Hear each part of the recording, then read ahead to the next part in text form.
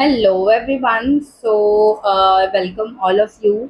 आज हम स्टार्ट करने वाले हैं chemical coordination and integration. Last videos में हमने न्यूरल कंट्रोल एंड कोऑर्डिनेशन किया था। एनसीईआरटी से लाइन बाय लाइन गए थे, बहुत इजी वे में हमने कंप्लीट किया था वो चैप्टर और आपका बहुत ही अच्छा रिस्पांस भी आया है। ओके, बहुत मतलब मेरे लिए तो बहुत ही अच्छा है, चाहे जनरली नहीं दिख रहा हो उतना उतना रिस्पांस, लेकिन मेरे लिए वो बहुत है। ठीक है, इसी तरीके से आप सपोर्ट करते रहिए। ठीक है, तो without getting delay let's get started. तो ड्यूरल कंट्रोल एंड इंटीग्रेशन, इसमें हम क्या पढ़ने वाले हैं? Chemical coordination and integration. इसमें हम किसके बारे में पढ़ने वाले हैं? हॉर्मोन्स के बारे में पढ़ने वाले हैं। बट इसको पढ़ने से पहले हमें जानना होगा कि हॉर्मोन्स क्यों ज़रूरी है। तो हमने लास्ट चैप्टर में हमने पढ़ा था न्यूरल सिस्टम के बारे में, जो कि point two point rapid coordination था। हम कोऑर्डिनेशन प्रोवाइड कर रहा था, ठीक है, अमंग ऑर्गन्स।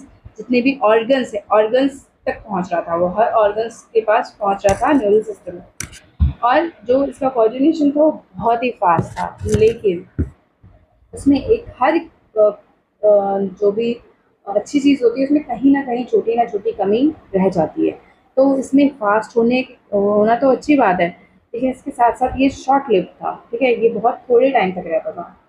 ठीक है, तो इसकी वजह से क्या होता है, नर्व फाइबर्स और थर्ड पॉइंट क्या है, नर्व फाइबर्स सारे सेल्स जो हैं बॉडी तक, उन तक नहीं पहुंच पाते थे। अब हमारे सेल्स को तो क्या चाहिए? कंटिन्यूस सेलुलर फंक्शंस के लिए क्या चाहिए? कंटिन्यूसली रेगुलेट करना पड़ेगा, तभी तो सारे सेल फंक्शन कर पाएंगे ऑन रेगुलर बेसिस। ठीक है, तो इसकी वजह से किसकी ज़रूरत पड़ जाती है? एंडोक्राइन सिस्टम की ज़रूरत पड़ जाती है। ये एक हीरो या आई वुड से हीरोइन की तरह, let us not be gender bias. तो इसमें क्या होता है, केमिकल इंटीग्रेशन करवाता है थ्रू हॉर्मोन्स। ठीक है, केमिकल्स किसके फॉर्म में रिलीज होता है? हॉर्मोन्स के फॉर्म में। ठीक है, तो ये अकेला ये कुछ नहीं कर सकता, तो इसको क्या चाहिए? इसको न्यूरल सिस्टम के साथ काम करना होता है। और ये दोनों जो जिगरी दोस्त हैं वो मिलकर जॉइंटली कोऑर्डिनेट करते हैं और रेगुलेट करते हैं हमारे सारे फिजियोलॉजिकल फंक्शंस, जो हमारे लाइफ के लिए बहुत ही इम्पोर्टेंट है। ठीक है, अब एंडोक्राइन ग्लैंड और हॉर्मोन्स क्या हैं ये हम देखते हैं। तो लेट आई एम श्योर कि you must have open your NCERT book. तो मैंने तो ओपन कर लिया है, मैं उसको देख कर ही आपको पढ़ा रही हूँ। ठीक है, कि कोई भी लाइन कोई भी पॉइंट मिस ना हो जाए। तो एंडोक्राइन ग्लैंड जो होता है वो डक्ट्स नहीं होते उसके पास। ठीक है, मतलब डक्ट्स क्या होता है? कोई जरिया होता है। ठीक है, कोई एक समझ लीजिए एक पाइप है। ठीक है, उसके थ्रू हम किसी चीज़ को या जैसे हॉर्मोन्स को हम भेज रहे हैं, जैसे पानी को हम पाइप के थ्रू भेजते हैं। ठीक है, तो पाइप के थ्रू आने में थोड़ा टाइम लग जाता है, राइट? तो और अगर हम डायरेक्ट ही पानी अगर हम उड़ेल दें किसी पे, तो वो क्या होगा? वो फास्ट होगा, राइट? तो ये जो एंडोक्राइन ग्लैंड होता है वो डक्ट्स नहीं होते हैं इसके पास, इसलिए इसको डकलेस ग्लैंड बोलते हैं। और जो इसका सिक्रेशन होता है उसको बोलते हैं हॉर्मोन्स। अब हॉर्मोन्स क्या होते हैं? हॉर्मोन्स जो क्लासिकल डेफिनेशन है उसकी, तो ये क्या है? नॉन न्यूट्रिएंट है, इसके कोई भी न्यूट्रिएंट नहीं होता है। और ये इंटरसेलुलर मैसेंजर की तरह काम करता है। इंटरसेलुलर मतलब सेल टू सेल, ये सेल है, एक सेल है, इन दोनों के बीच में इंटरसेलुलर मैसेंजर का काम करता है। कौन करता है? हॉर्मोन्स करते हैं। ठीक है, और ये ट्रेस अमाउंट में, बहुत थोड़े अमाउंट में प्रोड्यूस होते हैं। ठीक है, मतलब ये कम अमाउंट में भी बहुत ही इफेक्टिव है, क्योंकि ये इंटरसेलुलर की तरह काम कर रहा है। अब जो न्यू डेफिनेशन है उसमें हॉर्मोन्स तो इंक्लूडेड हैं ही, उसके साथ साथ कुछ न्यू मॉलिक्यूल्स भी इंक्लूडेड हैं। ठीक है, अब है इन्वर्टिब्रेट्स। इन्वर्टिब्रेट्स में कैसा होता है एंडोक्राइन सिस्टम? तो इसमें सिंपल होता है। ठीक है, और इसमें बहुत ही थोड़े से हॉर्मोन्स होते हैं। और जो वर्टिब्रेट्स जैसे कि हम हो गए, इसमें लार्ज अमाउंट ऑफ केमिकल्स होते हैं, वो हॉर्मोन्स की तरह एक्ट करते हैं। ठीक है, केमिकल्स क्या हैं? हॉर्मोन्स, हॉर्मोन्स की तरह एक्ट करेंगे और कोऑर्डिनेशन प्रोवाइड करेंगे। ठीक है, तो आगे हम पढ़ने वाले हैं ह्यूमन एंडोक्राइन सिस्टम। तो हमारे एंडोक्राइन सिस्टम में कुछ ऑर्गेनाइज्ड एंडोक्राइन बॉडीज हैं, ठीक है, जैसे कि हाइपोथैलेमस हो गया, पिट्यूटरी ग्लैंड हो गया, pineal gland, thyroid gland, parathyroid gland, thymus, adrenal gland, pancreas, testis, ovary, total 10 ये ऑर्गेनाइज्ड एंडोक्राइन बॉडीज हैं। तो हमारी एंडोक्राइन सिस्टम में क्या है, एंडोक्राइन बॉडीज, एंडोक्राइन ग्लैंड्स तो हैं ही, जैसे कि 10 ग्लैंड्स हैं। उसके अलावा जो हार्मोन प्रोड्यूस करते हैं डिफ्यूज टिश्यूज और सेल्स जो डिफरेंट बॉडी पार्ट्स में हमारे लोकेटेड हैं, ठीक है, जैसे कि हो गया GI tract, gastro intestinal tract हो गया, लिवर हो गया, किडनी हो गया, हार्ट, ये सारे क्या हैं, ये टिश्यूज और सेल्स हैं जो क्या करते हैं, ये भी हॉर्मोन्स प्रोड्यूस करते हैं अदर देन एंडोक्राइन ग्लैंड्स, जो कि ये 10 ग्लैंड्स मैंने यहाँ पे मेंशन किए हुए हैं, ठीक है, ये फोर एंड ये 2। ओके, तो वन बाय वन हम डिटेल्ड स्ट्रक्चर को पढ़ेंगे हम, जो कि है एंडोक्राइन सिस्टम। तो हाइपोथैलेमस, फर्स्ट क्या है, हाइपोथैलेमस, ये बेसल पार्ट होता है डायंसोफ्लाविन का, जो कि किसका पार्ट है, फोर ब्रेन का, ये फोर ब्रेन का डायंसोफ्लाविन पार्ट है, इसका बेसल पार्ट होता है हाइपोथैलेमस। आप ये स्ट्रक्चर देख रहे हो, ठीक है, ये wide spectrum of body function, मतलब बहुत सारी बॉडी फंक्शंस को रेगुलेट करता है, चलाता है, ये कौन चलाता है, हाइपोथैलेमस, ठीक है। कैसे, तो ये बहुत सारे न्यूरो सेक्रेटरी सेल्स, जिसको हम न्यूक्लियाई करते हैं, वो कंटेन करता है ये। मैंने लास्ट चैप्टर में भी बताया था आपको कि ये आप ध्यान रखो, उसको हम नेक्स्ट चैप्टर में पढ़ने वाले हैं। यही वो चैप्टर है, न्यूरो सेक्रेटरी सेल्स, जिसको हम न्यूक्लियाई बोलते हैं, वो कंटेन करता है ये बहुत सारे। और ये क्या करते हैं, ये न्यूरो सेक्रेटरी सेल्स जो हैं, जो न्यूक्लियाई हैं, वो बहुत सारे हॉर्मोन्स प्रोड्यूस करते हैं। और ये हार्मोन्स क्या करेंगे, प्रोड्यूस हॉर्मोन्स, बहुत सारे नहीं, हॉर्मोन्स प्रोड्यूस करते हैं, 2 टाइप्स ऑफ हॉर्मोन्स, जो रेगुलेट करेंगे किसको, पिट्यूटरी हार्मोन, जो पिट्यूटरी ग्लैंड जो है, उसके जो हॉर्मोन्स सिंथेसाइज होगा या सिक्रीट होगा, उसको ये रेगुलेट करेंगे। कौन रेगुलेट करेगा, न्यूरो सेक्रेटरी सेल्स जो हार्मोन प्रोड्यूस करेंगे वो इसको रेगुलेट करेंगे, पिट्यूटरी हार्मोन्स को के सिंथेसिस और सिक्रीशन को रेगुलेट करेंगे। अब ये 2 टाइप के हार्मोन्स रिलीज करता है कौन, हाइपोथैलेमस, एक रिलीजिंग होता है और इनहिबिटिंग होता है। इनहिबिटिंग मतलब स्टॉप करना, और रिलीजिंग मतलब रिलीज करना, राइट, छोड़ना उसको। तो ये रिलीजिंग हार्मोन जो है, ये क्या करेगा, सिक्रीशन को स्टिमुलेट करेगा, मतलब बढ़ावा देगा उसको। पिट्यूटरी हार्मोन जो भी सिक्रीट करेगा उसको स्टिमुलेट करेगा, और मतलब धक्का पुश करेगा कि हाँ चलो अच्छे से और सिक्रीट करो, ठीक है। तो ये रिलीजिंग हार्मोन का एग्जांपल क्या है, GnRH, gonadotropin releasing hormone, gonadotropin releasing hormone. ये क्या करता है, ये स्टिमुलेट करता है गोनेड्स, जो कि testis in male and ovaries in females, ठीक है, को रेगुलेट करता है, ठीक है, कि वो अपने जो हार्मोन्स है, जैसे ल्यूटिनाइजिंग हार्मोन हो गया, इसको हम डिटेल में इसी चैप्टर में पढ़ने वाले हैं, बहुत अच्छे तरीके से समझाऊंगी मैं आपको। FSH, follicle stimulating hormone, HCG, human chorionic gonadotropin, ठीक है, और प्लेसेंटल हार्मोन, इन सबको रिलीज करवाता है, रिलीज ऑफ गोनाडोट्रोपिन्स करवाता है GnRH, गोनाडोट्रोपिन रिलीजिंग हार्मोन। अब इनहिबिटिंग जो है वो क्या करेगा, इनहिबिट करेगा, पिट्यूटरी हार्मोन के सिक्रीशंस को इनहिबिट करेगा, क्योंकि क्यों इनहिबिट करेगा, किस केस में इनहिबिट करेगा, तो वो उस केस में इनहिबिट करेगा या स्टॉप करने के लिए बोलेगा कि बस हो गया, अब इसकी जरूरत नहीं है, तुम बंद कर दो सिक्रीशंस, तो वो सिक्रीशन बंद कर देगा, राइट। तो इसका एग्जांपल है सोमैटोस्टैटिन। इनहिबिटिंग हार्मोन का क्या एग्जांपल है, सोमैटोस्टैटिन। सोमैटोस्टैटिन इनहिबिट कर देगा release of growth hormone from pituitary, pituitary जो ग्रोथ हार्मोन रिलीज करेगा उसको क्या करेगा, स्टॉप कर देगा, स्टॉप करने के लिए बोलेगा, ठीक है, सोमैटोस्टैटिन। अब ये किस तरीके से काम करते हैं, हाइपोथैलेमिक न्यूरॉन है, वो हार्मोन सिक्रेट करेंगे, राइट। ये एक्सॉन के थ्रू कहाँ जाएगा, नर्व एंडिंग्स तक जाएगा, हम पढ़ चुके हैं, ठीक है, सारा स्ट्रक्चर हमने पढ़ लिया है न्यूरॉन का। ये एक्सॉन है, ये नर्व एंडिंग, ठीक है, ये नर्व एंडिंग है, यहाँ पे ऐसे से प्रेजेंट होता है। वेसिकल, ठीक है, सिनेप्टिक नर्व, ये सब हम पढ़ चुके हैं। नर्व एंडिंग्स तक जाएगा, फिर ये रिलीज करेगा क्या, रिलीज करेगा हार्मोन रिलीज करेगा, इसके थ्रू पोर्टल सर्कुलेटरी सिस्टम के थ्रू। और ये कहाँ जाएगा, इंटीरियर पिट्यूटरी में जाएगा। तो पिट्यूटरी के दो पार्ट हैं, ठीक है, स्ट्रक्चर में दो पार्ट है, एक है एंटीरियर पिट्यूटरी, एक पोस्टीरियर पिट्यूटरी।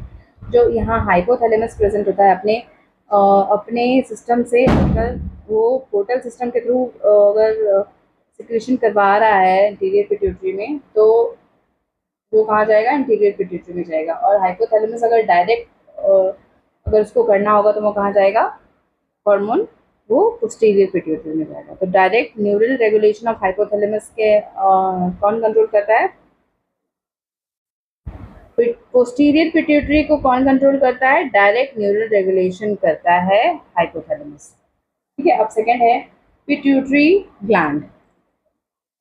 अब पिट्यूटरी ग्लैंड हम पढ़ते हैं। पिट्यूटरी ग्लैंड, ये जो दिख रहा है आपको स्ट्रक्चर, ये देखो आप, ये बोनी कैविटी जो है सेला टर्सिका इसमें प्रेजेंट होता है। ये सेला टर्सिका दिख रहा है आपको, ये सेला टर्सिका है, और ये सेला टर्सिका है, और इसके यहाँ पे पिट्यूटरी प्रेजेंट होता है, ठीक है, ओके। सेला टर्सिका है attach to hypothalamus by stalk, stalk से हाइपोथैलेमस, ये स्टॉक दिख रहा है आपको, ये पिट्यूटरी है, diagrammatic presentation of pituitary and relationship with hypothalamus. तो ये जो है ये पिट्यूटरी ग्लैंड है, ये स्टॉक से, ये हाइपोथैलेमस है, ये हाइपोथैलेमस है, और ये पिट्यूटरी है। इसका ये जो पार्ट है ये एंटीरियर पिट्यूटरी है, और जो ये वाला पार्ट है वो है posterior pituitary, interior pituitary, posterior pituitary, ठीक है। तो ये जो सिस्टम दिख रहा है ना आपको, ये वाला स्ट्रक्चर, तो ये क्या है, पोर्टल सिस्टम है, पोर्टल सर्कुलेटरी सिस्टम बोलते हैं। इसके थ्रू जब सिक्रेशन करता है तो ये कहाँ जाता है, इंटीरियर पिट्यूटरी में। और अगर डायरेक्ट इसको हाइपोथैलेमिक न्यूरॉन से डायरेक्ट अगर सिक्रेशन करना होगा तो ये कहाँ जाएगा, पोस्टीरियर पिट्यूटरी में। तो एंटीरियर पिट्यूटरी कौन से हार्मोन सिक्रेट करते हैं, हम देखते हैं, ठीक है। इसको डिवाइड किया गया है एनाटोमिकली, स्ट्रक्चरल वाइज, ठीक है, एनाटोमिकली, क्या हो गया मुझे, एनाटॉमिकली, ओके। एडिनोहाइपोफाइसिस और न्यूरोहाइपोफाइसिस में डिवाइड किया गया है। एडिनोहाइपोफाइसिस क्या है, पिट्यूटरी ग्लैंड को हाइपोफाइसिस भी कहते हैं, हाइपोफाइसिस, ओके। एडिनोहाइपोफाइसिस को दो पोर्शंस में डिवाइड किया गया है, पास डिस्टलिस एंड पास इंटरमीडिया, ठीक है। ये एंटीरियर पिट्यूटरी है, इसके दो पार्ट हैं, एक है पास डिस्टलिस एंड दूसरा है पास इंटरमीडिया। पास डिस्टलिस जो है उसको एंटीरियर पिट्यूटरी भी कहते हैं। तो ये एंटीरियर पिट्यूटरी क्या है, पार्स डिस्टलिस, ठीक है। यहाँ पे आप सोच रहे होंगे कि पास इंटरमीडिया क्यों नहीं लिख रहा है, ठीक है। तो ये पास डिस्टलिस जो है यही एंटीरियर पिट्यूटरी है, और ये 6 हार्मोन सिक्रेट करता है, ठीक है। पास इंटरमीडिया जो है इसके साथ फ्यूज होता है इन ह्यूमंस, ठीक है। तो ये जो एंटीरियर पिट्यूटरी दिख रहा है यही क्या है, यही पास डिस्टलिस है। और इंटरमीडिया को इसलिए दिखाया गया क्योंकि इसमें फ्यूज होता है इन ह्यूमन, ठीक है। तो ग्रोथ हार्मोन पास डिस्टलिस कौन कौन से हार्मोन सिक्रेट करेगा, growth hormone, prolactin, thyroid stimulating hormone, एस्टो एड्रेनोकॉर्टिकोट्रॉफिक हार्मोन, ठीक है, ACTH। फिर है ल्यूटिनाइजिंग हार्मोन और FSH, ठीक है। और पास इंटरमीडिया जो है एक ही हार्मोन सिक्रेट करेगा, वो है MSH, वो क्या है, मेलानोसाइट स्टिमुलेटिंग हार्मोन। और ये ना ह्यूमन में, पास इंटरमीडिया ह्यूमन में मर्ज होता है पास डिस्टलिस, जो कि क्या है, एंटीरियर पिट्यूटरी है, इसलिए इसको अलग से नहीं दिखाया गया है, ओके। फिर है न्यूरोहाइपोफाइसिस, ठीक है। एनाटॉमिकली इसको दो पार्ट में डिवाइड किया गया है, एडिनोहाइपोफाइसिस एंड न्यूरोहाइपोफाइसिस। न्यूरोहाइपोफाइसिस को पार्स नर्वोसा बोलते हैं, पोस्टीरियर पिट्यूटरी भी बोलते हैं, ठीक है। तो गंगाधर ही शक्तिमान है, वही वाली बात है। तो पार्स नर्वोसा पोस्टीरियर पिट्यूटरी है और इसका काम क्या है, स्टोर और रिलीज करना दो हार्मोन को, बहुत ही इंपॉर्टेंट हार्मोन है, ऑक्सीटोसिन और वेसोप्रेसिन। वेसोप्रेसिन का दूसरा नाम एंटी डायूरेटिक हार्मोन भी है, ठीक है। तो ऑक्सीटोसिन, ऑक्सीटोसिन को लव हार्मोन भी बोलते हैं, ठीक है। तो अगर आप में लव की फीलिंग आए तो आप में कौन सा हार्मोन रिलीज हो रहा है, ऑक्सीटोसिन, ओके।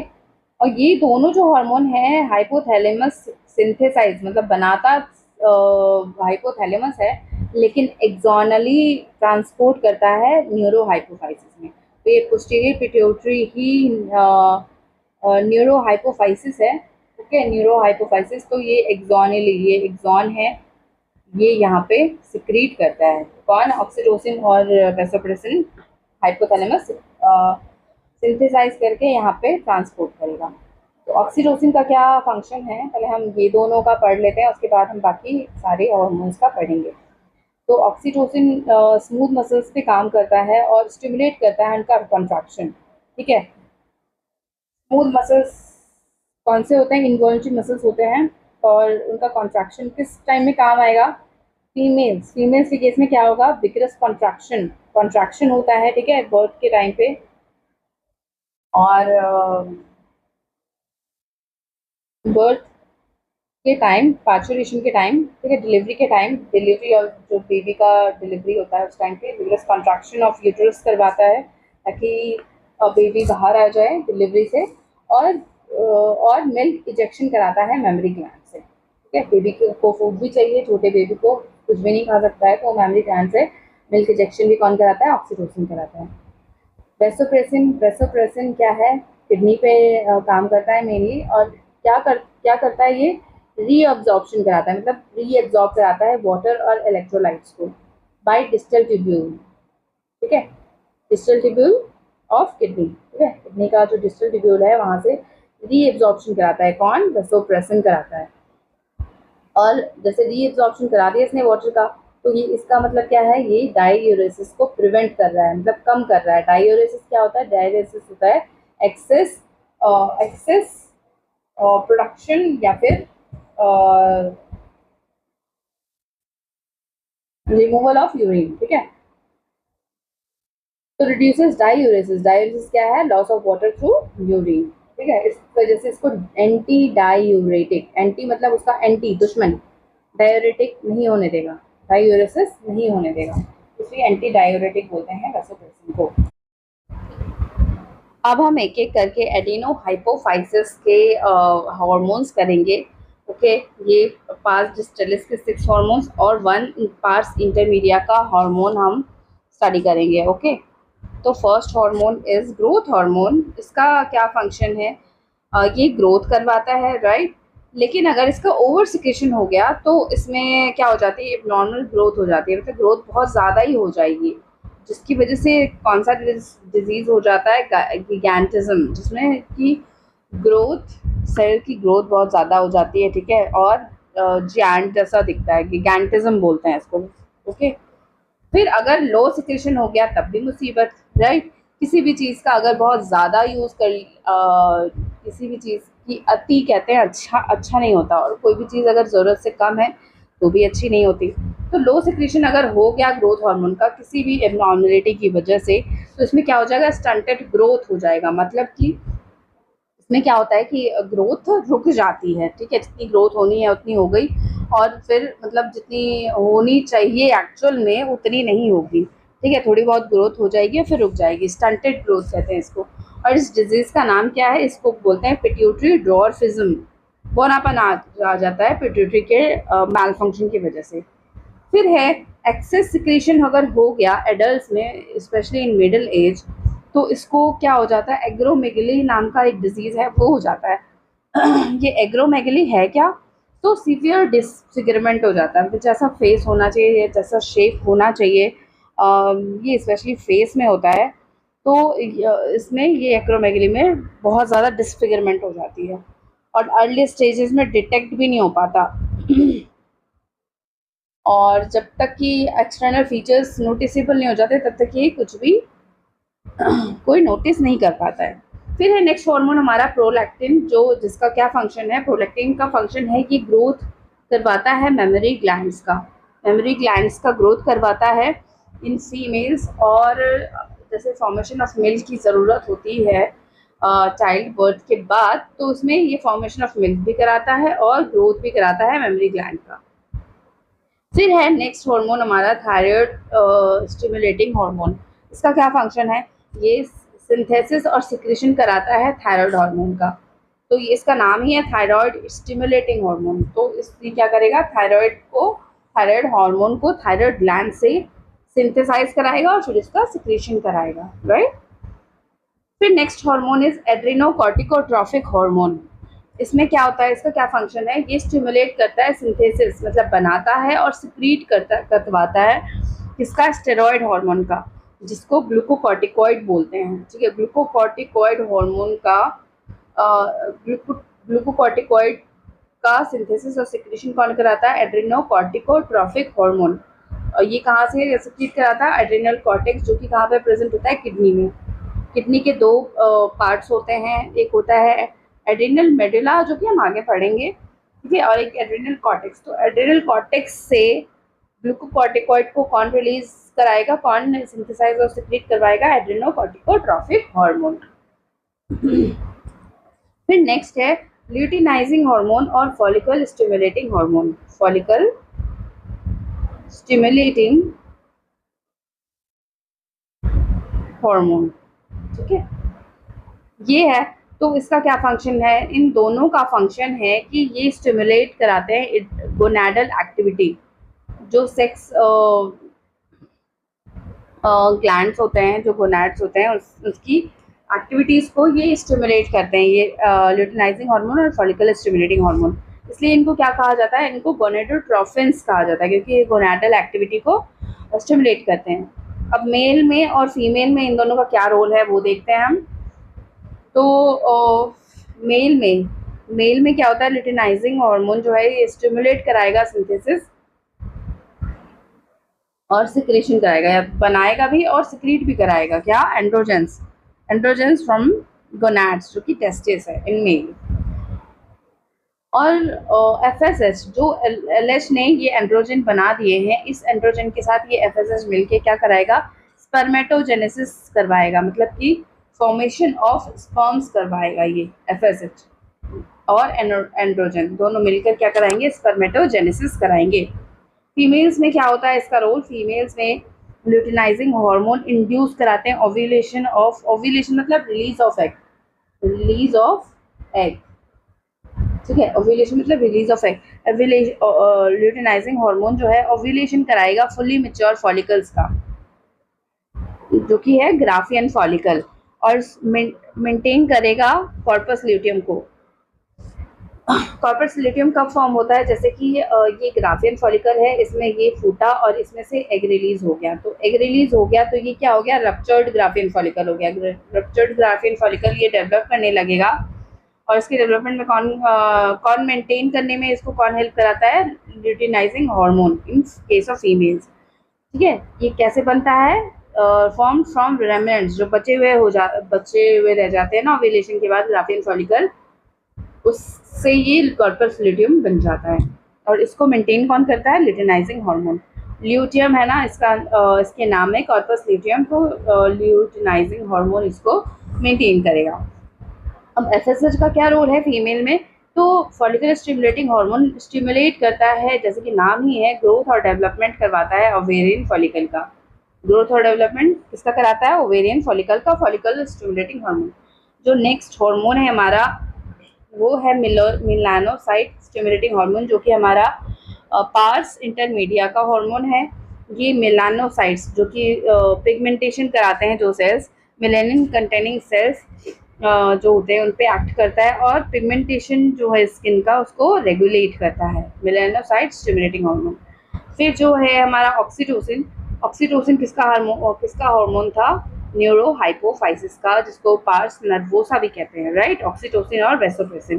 तो ऑक्सीटोसिन का क्या रोल है, ये स्मूथ मसल्स पे एक्ट करता है, और उनका कॉन्ट्रैक्शन कराता है। तो इस स्मूथ मसल का कॉन्ट्रैक्शन की कब ज़रूरत पड़ेगी? जैसे कि फीमेल के केस में क्या हो जाता है, विगरस कॉन्ट्रैक्शन कराता है ये ऑक्सीटोसिन यूट्रस का at the time of child birth. जब बच्चे की डिलीवरी का टाइम होता है उस टाइम विगरस कॉन्ट्रैक्शन करवाता है ये ऑक्सीटोसिन ताकि जो बेबी है वो स्पेल आउट हो जाए। ओके, और ये इजेक्शन कराता है मेमोरी ग्लैंड से मिल्क का। ठीक है,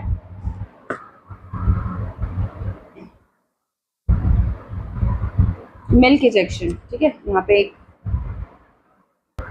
मिल्क इजेक्शन कराता है मेमोरी ग्लैंड से।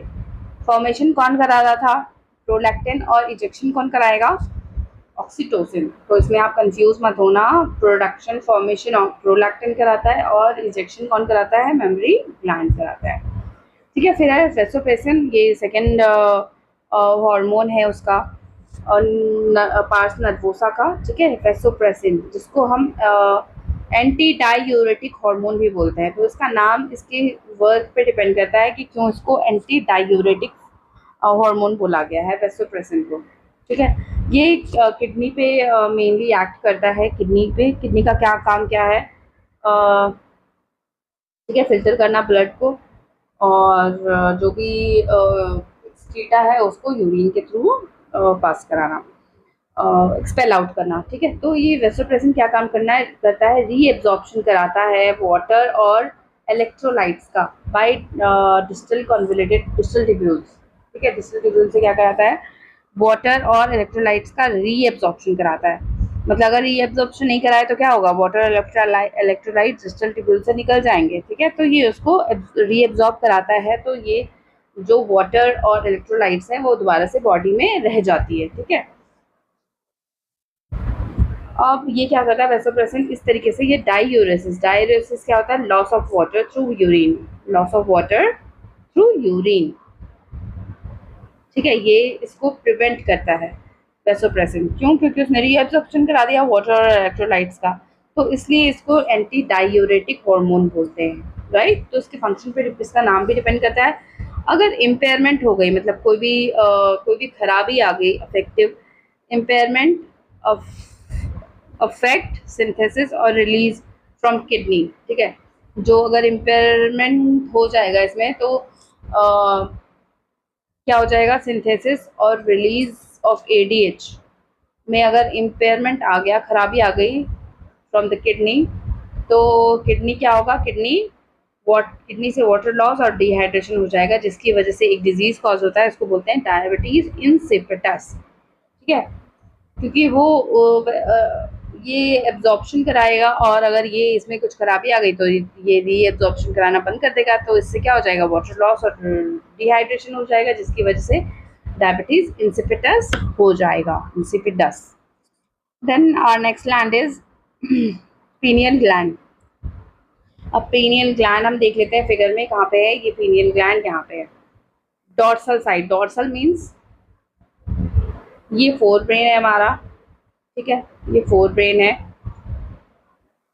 तो ये फोर ब्रेन के डॉर्सल साइड, मतलब पीछे की साइड ये प्रेजेंट होता है यहाँ पे पीनियल ग्लैंड। ओके, यहाँ पे। ठीक है, ये पीनियल ग्लैंड है फोर ब्रेन के डॉर्सल साइड में present. Dorsal means back side. ठीक है, डी में ऐसे बैक बना होता है ना, इसलिए इससे आप याद रख लेना, डॉर्सल मीन्स बैक। ओके, तो located on the dorsal side of fore brain ये क्या करता है? सिक्रीट करता है मेलेटोनिन। ठीक है, मेलेनोसाइट्स हमने अभी पढ़ा था, मेलेटोनिन भी वही है, पिगमेंटेशन मेंटेन करता है। ठीक है, इसका भी काम है।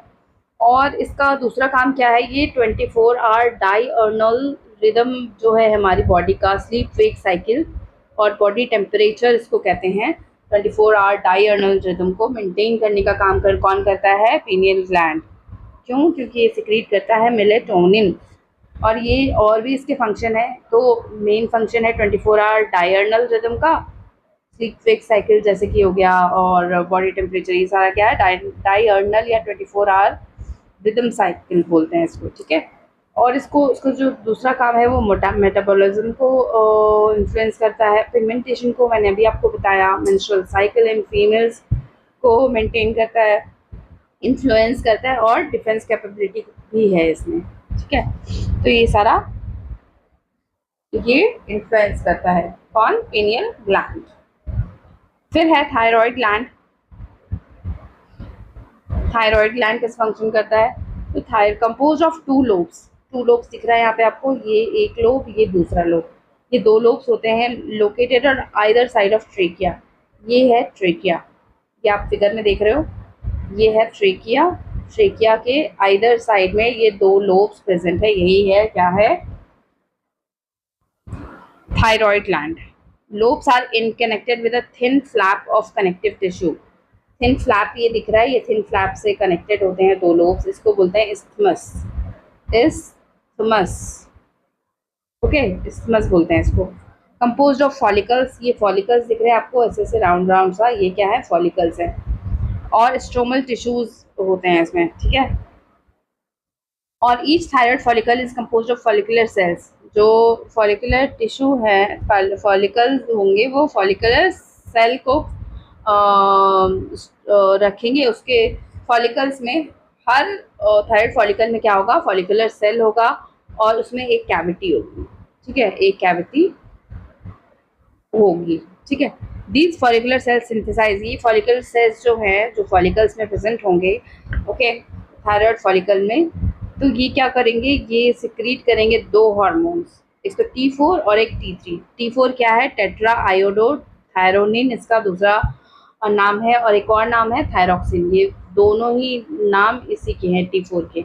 और दूसरा है T3 try iodothyronine. Try means 3, iodothyronine, और टेट्रा मीन्स 4, ठीक है। थायरोक्सिन और ट्राई टेट्रा आयोडोथायरोनिन, ये इसका नाम है। दो हार्मोन ये हो गए जो ये थायराइड ग्लैंड और ये जो फॉलिकुलर सेल्स हैं थायराइड ग्लैंड के, वो सिक्रीट करते हैं, ठीक है। आयोडीन किसके लिए इम्पॉर्टेंट है, normal rate of is essential for normal rate of hormone synthesis in thyroid. अगर थायराइड को हम चाहते हैं कि नॉर्मल रेट से हार्मोन सिंथेसाइज करे, तो इसके लिए क्या ज़रूरी है, आयोडीन। आयोडीन बहुत ही ज़रूरी है। फिर है हाइपोथायराइडिज्म। हाइपोथायराइडिज्म क्या होता है, डेफिशिएंसी ऑफ आयोडीन। ये जो आयोडीन जिससे ये सिंथेसिस करवाता है, normal rate of hormone synthesis करवाता है आयोडीन, इसकी डेफिशिएंसी से क्या हो जाता है, हाइपोथायराइडिज्म। तो आयोडीन की डेफिशिएंसी क्या हो जाती है, हमारे डाइट में हम खाते ही नहीं है आयोडीन की, जो डाइट में हम प्रॉपर आयोडीन लेते नहीं है, तो इसकी डेफिशिएंसी से हमें क्या हो जाता है, हाइपोथायराइडिज्म। हाइपो मीन्स कम, ठीक है, लो, ठीक है, लो अमाउंट में थायराइड हार्मोन जो है सिक्रीट होता है, जिसकी वजह से क्या हो जाता है, गोइटर वगैरह हो जाता है। गोइटर क्या है, यही इसी की वजह से होता है, हाइपोथायराइडिज्म है इसका रीज़न।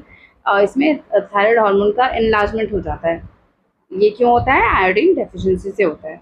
हाइपोथायराइडिज्म ड्यूरिंग प्रेगनेंसी अगर हो जाती है तो क्या होता है, अब डिफेक्टिव डेवलपमेंट और मेच्योरेशन हो जाएगा। जो बेबी ग्रो कर रहा है उसको उसमें डेवलपमेंट और मेच्योरेशन कैसी हो जाएगी, डिफेक्टिव हो जाएगी, okay. Leading to stunted growth, जिसको क्रेटिनिज्म बोलते हैं, ठीक है। जो हमने पहले पढ़ा था स्टंटेड ग्रोथ, वो क्या था, उसका नाम क्या था, यहाँ हमने पढ़ा था स्टंटेड ग्रोथ पिट्यूटरी ड्वार्फिज्म, जो ग्रोथ हार्मोन के लो सेक्रेशन की वजह से होता है। और यहाँ जो स्टंटेड ग्रोथ हो रहा है वो किसकी वजह से हो रहा है, वो हाइपोथायराइडिज्म की वजह से हो रहा है, ठीक है। जिसको क्या बोलते हैं कि बेबी में होता है और ये स्टंटेड ग्रोथ हो जाता है, जिसको बोलते हैं क्रेटिनिज्म। मेंटल रिटार्डेशन हो जाएगा, ठीक है, तो ये इंटेलिजेंस में भी हेल्प करता है। तो ये अगर हाइपोथायराइडिज्म हो गया तो मेंटल रिटार्डेशन होगा, लो इंटेलिजेंट कोशेंट हो जाएगी, लो आईक्यू, ठीक है, लो आईक्यू हो जाएगा, इंटेलिजेंट कोशेंट, एबनॉर्मल स्किन हो जाएगी, और डेफ म्यूटिज्म भी हो सकता है, और भी बहुत सारी चीज़ें हो सकती हैं। डेफ म्यूटिज्म मतलब गूंगा बहरा हो जाएगा, ठीक है। और एडल्ट वुमेन में क्या हो जाता है, एडल्ट वुमेन में अगर हाइपोथायराइडिज्म हो गया तो इरेगुलर हो जाता है। मेंस्ट्रुअल साइकिल जो 28 डेज में होती है, कईयों को बहुत ज़्यादा टाइम पे हो जाएगा, बहुत कभी जल्दी हो जाएगा, ठीक है। तो इरेगुलर मेंस्ट्रुअल साइकिल हो जाता है इसकी वजह से, किसकी वजह से, हाइपोथायराइडिज्म की वजह से। और अगर कैंसर ऑफ थायराइड ग्लैंड हो गया तो, या फिर नोड्यूल डेवलपमेंट हो गए, तो कैंसर में क्या होता है, नोड्यूल्स डेवलप हो जाते हैं, ठीक है, गांठ बन जाती है। तो इसमें किसकी गांठ बन जाएगी, थायराइड ग्लैंड के, वहाँ पे नोड्यूल डेवलप हो जाएंगे, ठीक है। हाइपर थायरॉयडिज्म, जिसकी वजह से क्या हो जाता है, कैंसर ऑफ थायराइड ग्लैंड और डेवलपमेंट ऑफ नोड्यूल्स की वजह से क्या हो जाता है, हाइपर थायरॉयडिज्म हो जाता है। अब हाइपर मतलब क्या होता है, ज़्यादा, मोर, उसमें क्या था, लो, उसमें ये क्या है, मोर। तो रेट ऑफ सिंथेसिस और सिक्रेशन ऑफ थायराइड हार्मोन जो है ये बढ़ जाता है, बढ़ जाएगा टू एबनॉर्मल हाई लेवल्स, मतलब जितना होना चाहिए उससे बहुत ज़्यादा बढ़ जाएगा। तो बहुत ज़्यादा हो जाएगा तो क्या हो जाएगा, ये बॉडी फिजियोलॉजी को इफेक्ट करेगा, ठीक है। जितना मेटाबॉलिज्म होना चाहिए उससे ज़्यादा मेटाबॉलिज्म कर जाएगा, कर देगा, ठीक है, okay.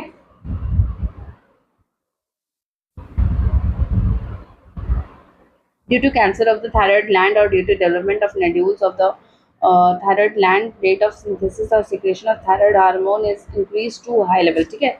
Due to cancer it happens, ठीक है, क्या हो जाएगा, ज़्यादा बढ़ जाएगा। अब नॉर्मल हाई कैंसर सेल्स को क्या करते हैं, बहुत जल्दी जल्दी डिवाइड करते हैं, ठीक है। तो इसमें क्या हो जाएगा, हाइपर थायरॉयडिज्म हो जाएगा। और क्या हो जाता है, अब है एक्सोप्थेल्मिक गोइटर, ये क्या है, इसको ग्रेव्स डिजीज भी बोलते हैं। ये हाइपर थायराइडिज्म का, एक तो गोइटर है जो हाइपोथायराइडिज्म में होता है, ठीक है। एक जो एक्सोप्थेल्मिक गोइटर है ये किसके केस में होगा, हाइपर थायराइडिज्म के केस में होगा, इसको ग्रेव्स डिजीज भी बोलते हैं। और इसमें क्या हो जाएगा, थायराइड ग्लैंड का एनलार्जमेंट हो जाएगा, बड़ा हो जाएगा, और प्रोट्रूजन हो जाएगा आई बॉल को का, जो आई बॉल्स हमारे होते हैं वो क्या हो जाएगा, वो बाहर आ जाएंगी, मतलब ऐसे लगेंगे कि बाहर निकला हुआ है, ठीक है, प्रोट्रूजन हो जाएगा। और जो बेसिक मेटाबॉलिक रेट है वो बढ़ जाएगा, ठीक है, बहुत ही पतले दिखते हैं ऐसे लोग, ठीक है, क्योंकि इसका जो बीएमआर है वो बढ़ जाएगा, और वेट लॉस हो जाएगा इस केस में, एक्सोप्थेल्मिक गोइटर में। अब थायराइड हार्मोन का फंक्शन क्या है, functions of thyroid hormone, functions क्या है, ये बीएमआर रेगुलेट करता है, बेसिक मेटाबॉलिक रेट को, बेसल, ठीक है, बेसल मेटाबॉलिक रेट, इसको मेंटेन करता है, इसको रेगुलेट करता है, बेसल मेटाबॉलिक रेट। आपने बीएमआर पढ़ा होगा ज़रूर, आई एम श्योर, ठीक है। और ये आरबीसी फॉर्मेशन को सपोर्ट करता है, ठीक है, कंट्रोल करता है कार्बोहाइड्रेट, प्रोटीन और फैट मेटाबॉलिज्म को, ओके। तो अगर थायराइड हार्मोन में कुछ भी इरेगुलरिटी और या फिर कोई भी मैल फंक्शन होता है तो क्या होता है, मेटाबॉलिक रेट में डिस्टर्बेंस आ जाती है, ओके। और ये क्या करता है, ये थायराइड हार्मोन मेंटेन करता है वाटर और इलेक्ट्रोलाइट बैलेंस भी करता है, प्रोटीन सिक्रीट करता है टीसीटी, जिसका फुल फॉर्म है थायरोकैल्सिटोनिन।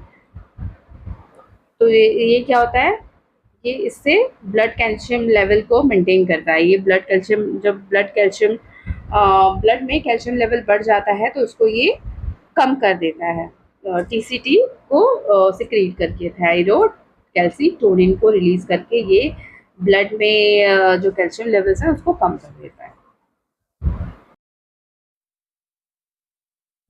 अब हम करेंगे पैराथायरॉयड ग्लैंड, ओके। तो जो ह्यूमंस हैं, हमें क्या होता है, हमें चार होते हैं, चार पैराथायरॉयड ग्लैंड्स होते हैं, राइट।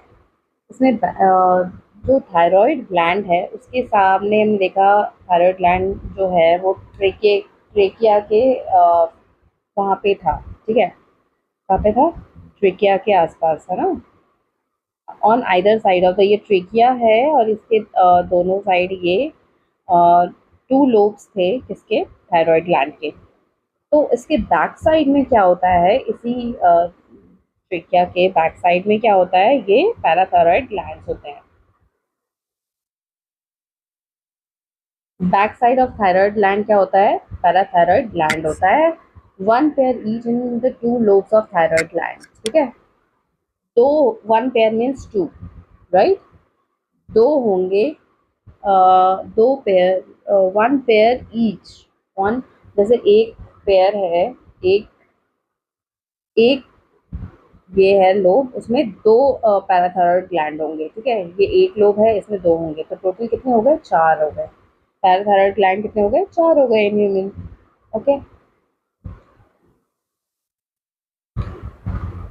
फिर है ये क्या सिक्रीट करता है, तो ये क्या सिक्रीट करता है, जैसे कि नाम है पैराथायरॉयड ग्लैंड, वैसे ही इसको हार्मोन का नाम भी सेम है, पैराथायरॉयड हार्मोन ये सिक्रीट करता है, जो कि क्या है, एक पेप्टाइड हार्मोन है। ओके, जो पैराथायरॉयड हार्मोन सिक्रीशन होता है, ये क्या रेगुलेट करता है, ये कैल्शियम आयंस का जो सर्कुलेटिंग लेवल है, ठीक है। जैसे जो थायराइड हार्मोन था वो कम कर रहा था ब्लड, जो कैल्शियम लेवल था उसको गिरा रहा था, इसका काम क्या है, ये बढ़ाएगा, ये इंक्रीज करेगा। जो पैराथायरॉयड हार्मोन है ये इंक्रीज करता है calcium levels in the blood. तो ये क्या हो गया, ये क्या हो गया, हाइपर कैल्सिमिक हार्मोन हो गया, क्योंकि ये बढ़ा रहा है कैल्शियम के लेवल को। और ये कैसे बढ़ाता है, ये बोन्स में एक्ट करता है और स्टिमुलेट करता है प्रोसेस ऑफ बोन रीजॉर्प्शन, ठीक है। बोन रिजॉर्प्शन कराएगा ये, या फिर बोन डिसोल्यूशन या डीमिनरलाइजेशन कराएगा, ठीक है। बोन को मतलब बोन में से ये कैल्शियम निकालने लगेगा। और ये क्या करता है, स्टिमुलेट करता है reabsorption of calcium by renal tubule. Renal tubule में क्या होगा, कैल्शियम रीअब्जॉर्प्शन को स्टिमुलेट करेगा पैराथायरॉयड हार्मोन, और इंक्रीज करेगा डाइजेशन, जब हम डाइजेस्टेड फूड में से इंक्रीज करेगा किसका एब्जॉर्प्शन, कैल्शियम आयन का एब्जॉर्प्शन। और ये हाइपर कैल्सिमिक हार्मोन है। और हमारा जो थायराइड हार्मोन था ये क्या था, ये था हाइपोकैल्सिमिक, हाइपोकैल्सिमिक, क्योंकि ये क्या कर रहा था, ये था, जो कैल्शियम का लेवल था वो कम कर रहा था, इसलिए ये हाइपोकैल्सिमिक हो गया hormone. Then we have next gland that is thymus. अब थाइमस की पोजीशन हम पहले देख लेते हैं फिगर में, कि पोजीशन मैंने नीचे दिया है क्या, वेट नहीं, मुझे ऊपर ही जाना होगा। तो यहाँ देख लेते हैं फिगर में, ये है थाइमस यहाँ पे, ठीक है, यहाँ पे आपको दिख रहा है, ये है थाइमस। इस ग्लैंड के बारे में हम पढ़ेंगे अब। तो थाइमस क्या है, और लोब्यूलर स्ट्रक्चर है। ओके, तो ये जो थाइमस है ये क्या है, लोब्यूलर स्ट्रक्चर आपको दिख रहा है यहाँ पे, ये लोब्यूलर स्ट्रक्चर होता है। ओके, और located between lungs behind sternum. ये स्टर्नम होता है, ये जो हमारे लंग्स होते हैं इस टाइप का, राइट। यहाँ पे स्टर्नम होता है, जैसे रिब्स वगैरह कनेक्टेड होते हैं, तो ये स्टर्नम के बिहाइंड होता है, पीछे होता है, on ventral side of aorta, aorta के ventral side. V ventral is for front. Okay, जैसे डॉर्सल हमने पढ़ा था ना, डॉर्सल इज बैक, वैसे ही वेंट्रल क्या है, फ्रंट है। तो लोकेटेड बिटवीन लंग्स, लंग्स के बीच में है, बिहाइंड स्टर्नम, स्टर्नम के पीछे, on ventral side of aorta, aorta के सामने, ठीक है, फ्रंट में। ये डेवलपमेंट, इम्यून सिस्टम का डेवलपमेंट कराता है, कौन कराता है, थाइमस ग्लैंड। ओके, अब ये सिक्रीट क्या करता है, ये कौन सा हार्मोन सिक्रीट करता है, ये थाइमोसिन सिक्रीट करता है। थाइमस क्या सिक्रीट करता है, थाइमोसिन सिक्रीट करता है, जो कि पेप्टाइड हार्मोन है। और ये किसमें हेल्प कराता है, डिफरेंशिएशन कराता है, डिफरेंशिएशन ऑफ टी लिम्फोसाइट, जो कि एक सेल मीडिएटेड इम्यूनिटी करवाती है। इसका हम जो इम्यूनोलॉजी हम जिसको पढ़ेंगे तब इसमें डिटेल में जाएंगे हम, T lymphocyte and B lymphocyte. तो और क्या कराता है ये थाइमोसिन, ये एंटीबॉडीज प्रोडक्शन भी कराता है, डिफरेंशिएशन कराएगा टी लिम्फोसाइट का, जो कि सेल मीडिएटेड इम्यूनिटी देती है, और प्रमोट कराएगा प्रोडक्शन ऑफ एंटीबॉडी, जो बी लिम्फोसाइट कराता है। और ये किसके लिए रिस्पॉन्सिबल है, ह्यूमोरल इम्यूनिटी के लिए, जहाँ पे एंटीबॉडी प्रोडक्शन को प्रमोट करता है थाइमोसिन। ओके, ये जो ओल्ड एज में क्या होता है, ये डीजेनरेट हो जाता है, ठीक है, फंक्शन करना कम कर देता है, ठीक है। इम्यून रिस्पांस क्या होता है, इम्यून रिस्पांस इसकी वजह से वीक हो जाता है, क्योंकि इसमें एंटीबॉडीज डेवलपमेंट नहीं होंगे, टी लिम्फोसाइट का डिफरेंशिएशन नहीं होगा, तो ऑब्वियसली क्या हो जाएगा, इम्यून सिस्टम वीक पड़ जाएगा। ओके,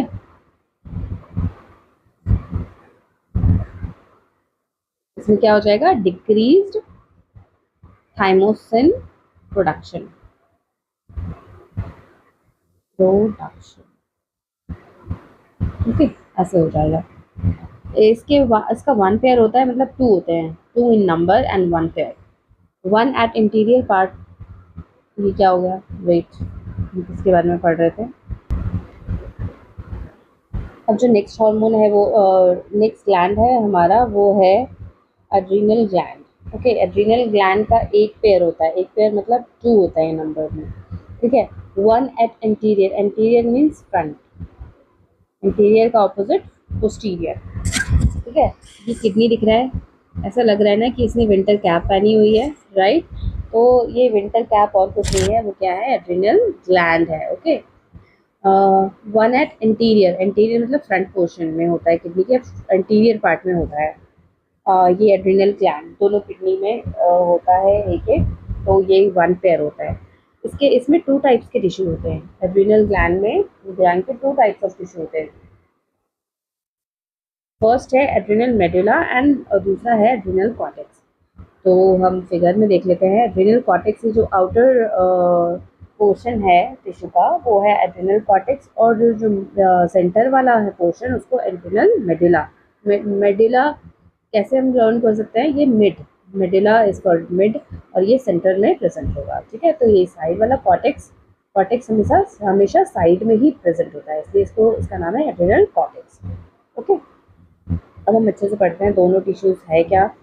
तो एड्रिनल मेडुला जो हमने सेंटर वाला पढ़ा, वो सेंट्रली लोकेटेड होता है, दो हार्मोन सिक्रीट करता है। एड्रिनल मेडुला दो हार्मोन सिक्रीट करते हैं, एक है एड्रिनलिन और दूसरा है नॉर एड्रिनलिन। एड्रिनलिन को एपिनेफ्रिन भी बोलते हैं, और नॉर एड्रिनलिन को नॉर एपिनेफ्रिन भी बोलते हैं। और जो ये दोनों हार्मोन है, इनको कॉमनली क्या कहा जाता है, इनको कॉमनली कहा जाता है कैटेकोलामाइंस, राइट। और ये रैपिडली सिक्रीट होते हैं किसके रिस्पॉन्स में, स्ट्रेस, किसी भी बात का स्ट्रेस हो जाता है हमें हमें तो एग्ज़ाम स्ट्रेस ही होने वाला है, ठीक है। एग्ज़ाम स्ट्रेस उनको होगा जो नहीं पढ़ेंगे, ठीक है। उनको कौन से हार्मोन्स रिलीज़ होंगे, उनके एड्रेनलिन और नॉर एड्रेनलिन हार्मोन्स रिलीज़ होंगे, ठीक है। और जिन्होंने पढ़ रखा है उनको नहीं होगा स्ट्रेस, राइट।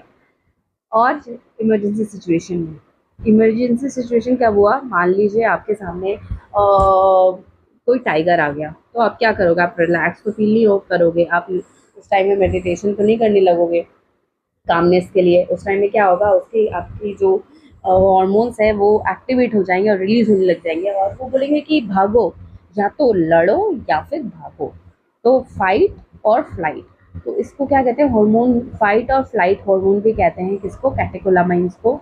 और इमरजेंसी हार्मोन भी कहते हैं, क्योंकि इमरजेंसी सिचुएशन में जब फाइट और फ्लाइट की सिचुएशन आती है, उसमें आपको ये स्ट्रेस देता है, ठीक है। आपको भागने पे या लड़ने पे आपको कंपेल करता है, ठीक है।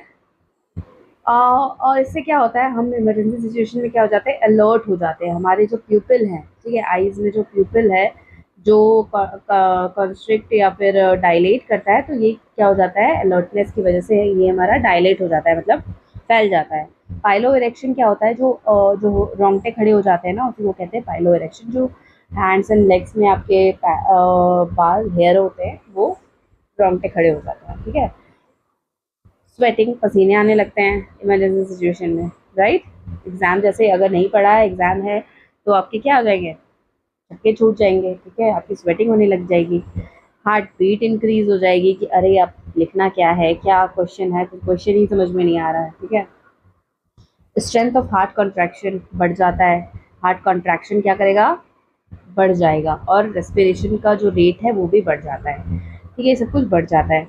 और ये स्टिमुलेट करता है कौन, कैटेकोलामाइन, जो कि है एपिनेफ्रिन और नॉन एपिनेफ्रिन, ये क्या करता है, ये ब्रेक डाउन स्टिमुलेट करता है, किसका ब्रेक डाउन, ग्लाइकोजन का ग्लूकोज में, ब्लड में ग्लूकोज लेवल बढ़ा देगा, और लिपिड और एंड प्रोटीन का भी ब्रेक डाउन ये बढ़ाता है, कौन, कैटेकोलामाइन, जो कि कौन से क्रिएट करता है, एड्रिनल मेडुला, जो कि सेंट्रली लोकेटेड